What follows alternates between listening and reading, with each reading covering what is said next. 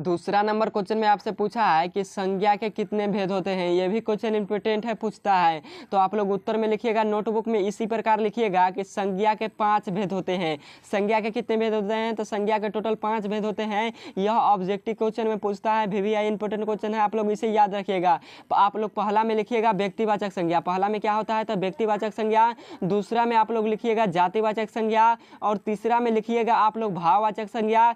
चौथा में लिखिएगा आप लोग द्रव्यवाचक संज्ञा, और पांचवा में लिखिएगा आप लोग समूहवाचक संज्ञा। और आप लोग क्या कीजिएगा? तो सीरियल बाई इन संज्ञाओं का भेद लिखिएगा ताकि आपको अच्छे तरीके से समझ में आए। बिल्कुल आप लोग क्या लिखिएगा? तो सीरियल बाई लिखिएगा इसी प्रकार से, ताकि आपके अच्छे तरीके से समझ में आ जाए। अब हम आपको बताते हैं कि आप लोग कुछ डिफिनेशन बता देते हैं ताकि आपको अच्छे तरीके से समझ में आ जाए और आपको क्वेश्चन अलग से नहीं करना पड़े थ्योरी का। तो पहला में आप लोग समझिए कि व्यक्तिवाचक संज्ञा क्या होता है।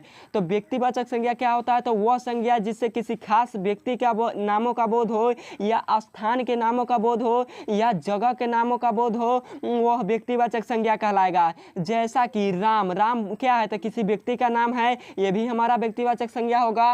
और आपका पटना, पटना किसी शहर का नाम है या जगह का नाम है, तो ये भी क्या होगा? तो ये भी आपका व्यक्तिवाचक संज्ञा होगा। और बोल देंगे गंगा नदी, तो गंगा किसी नदी का नाम है, इसलिए ये भी हमारा व्यक्तिवाचक संज्ञा होगा। तो नाम जिसमें आएगा वह व्यक्तिवाचक संज्ञा कहलाएगा। तो ये आपको समझ में आया।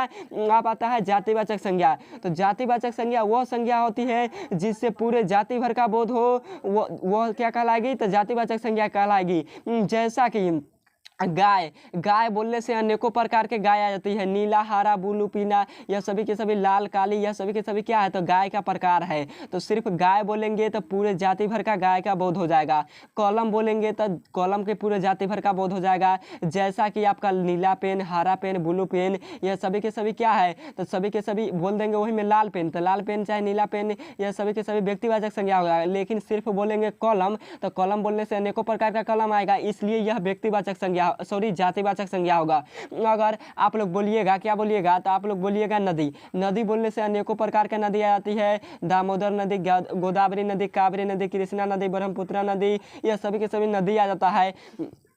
सिर्फ नदी बोलेंगे तो जातिवाचक संज्ञा कहलाएगी। बोल देंगे वही में गंगा नदी, ब्रह्मपुत्र नदी, तो वह व्यक्तिवाचक संज्ञा कहलाएगा, क्योंकि वह नदी का नाम हम लिए हैं, इसलिए वह व्यक्तिवाचक संज्ञा कहलाएगा। अब आता है आपका भाववाचक संज्ञा। तो भाववाचक संज्ञा क्या होता है? तो वह संज्ञा जिससे किसी व्यक्ति का भाव का बोध हो, वह भाववाचक संज्ञा कहलाता है। जैसा कि लड़कपन, बचपन, बुढ़ापा, सर्दी, गर्मी, ठंडी, और तुम काला हो, तुम अच्छी हो, तुम सुंदर हो, तुम प्यारी हो, लड़का लंबा है, लड़का छोटा है, लड़की बहुत गोरी है, यह सभी के सभी क्या है? तो यह सभी के सभी उसको भाव को दर्शा रहा है, इसलिए वह भाववाचक संज्ञा होगा। तो बिल्कुल डाउट नहीं रहना चाहिए, 100% सभी क्वेश्चन समझा कर छोड़ेंगे हम आपको। 4 नंबर क्वेश्चन है कि द्रव्यवाचक संज्ञा।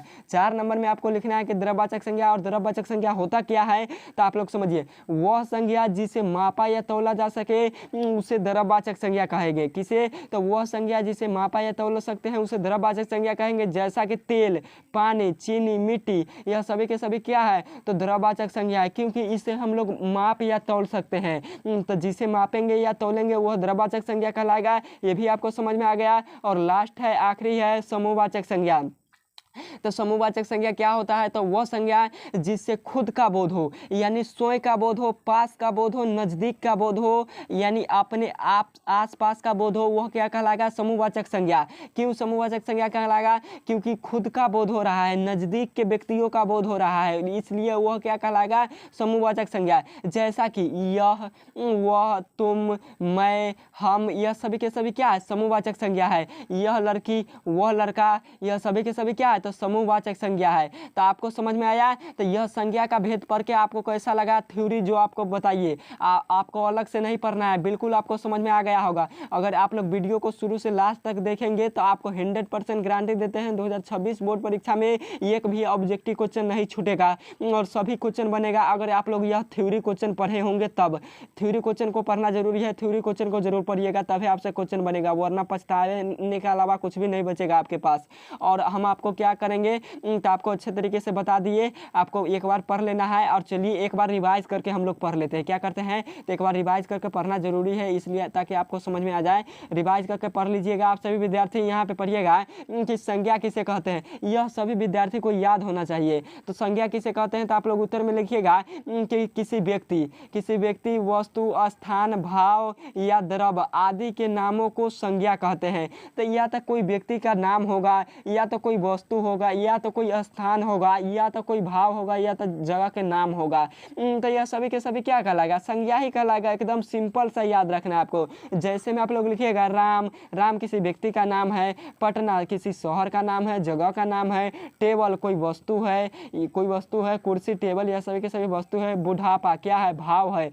बुढ़ापा, सर्दी, गर्मी, ठंडी यह सभी के सभी क्या है तो भाव है। तेल, चीनी, मिट्टी यह सभी के सभी क्या है तो द्रव्य है आदि, यानी यह सभी के सभी क्या कहलाएगी तो संज्ञा ही कहलाएगी। यानी पृथ्वी पर दुनिया के जितनी भी वस्तु आप लोग देख रहे हैं वो सभी के सभी संज्ञा कहलाएगी। तो संज्ञा बिल्कुल समझ में आया आपको। यूट्यूब पर फ्री ऑफ कॉस्ट इस तरह से आपको बिल्कुल कोई नहीं बताएगा, जिस प्रकार से हम आपको बता देते हैं बिल्कुल डिफली तरीके से। अगला नंबर है 2 नंबर की संज्ञा के कितने भेद है। तो संज्ञा के कितने भेद है आप लोग उत्तर में लिखिएगा कि संज्ञा के टोटल 5 भेद होते हैं। यानी संज्ञा के कुल कितने भेद होते हैं तो 5 भेद होते हैं।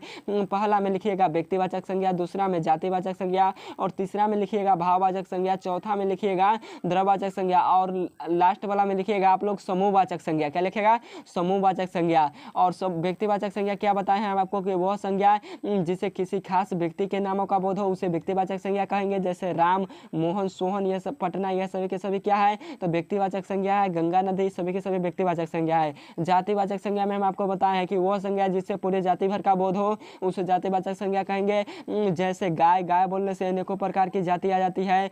आपका बोलेंगे कलम बोलने से अनेकों प्रकार का कलम आ जाता है। और आपका होता है जो आपको याद कर लेना है। और भाववाचक संज्ञा में हम आपको बताए हैं कि वो संज्ञा जिसे किसी व्यक्ति का भाव का बोध हो उसे भाववाचक संज्ञा कहेंगे। जैसा कि लड़का काला है, तुम पीला हो, यह हला है, यह मेरा कलम लाल है, यह सभी के सभी क्या है तो भाववाचक संज्ञा है। सर्दी, गर्मी, ठंडी यह सभी के सभी भाववाचक संज्ञा है। द्रव्यवाचक संज्ञा क्या बताए हैं आपको तो वह संज्ञा जिसे माप या तौल सकते हैं उसे द्रव्यवाचक संज्ञा कहते हैं। जैसे पानी, तेल हो गया, यह सभी के सभी द्रव्यवाचक संज्ञा है। समूहवाचक संज्ञा में हम आपको बताए हैं कि वह संज्ञा जिसे खुद का बोध हो, समूह यानी नजदीक का बोध हो, पास का बोध हो, स्वयं का बोध हो, समूहवाचक संज्ञा कहलाएगा। जैसा कि यह, वह, तुम, हम, मैं, वे लोग यह सभी के सभी क्या है तो यह सभी के सभी समूहवाचक संज्ञा है। तो आज का क्लास कैसा लगा आप सभी विद्यार्थी जरूर बताइएगा। और आप लोग सीरियल वाइज इसी प्रकार से लिख लीजिएगा और नोटबुक पे और याद कर लीजिएगा। याद होना जरूरी है। याद करके आप सभी विद्यार्थी कमेंट बॉक्स में जरूर बताइएगा कि हाँ हमें याद है। अगर याद है तो आप सभी विद्यार्थी कमेंट बॉक्स में बताइए, नहीं याद है तो क्लास करिए और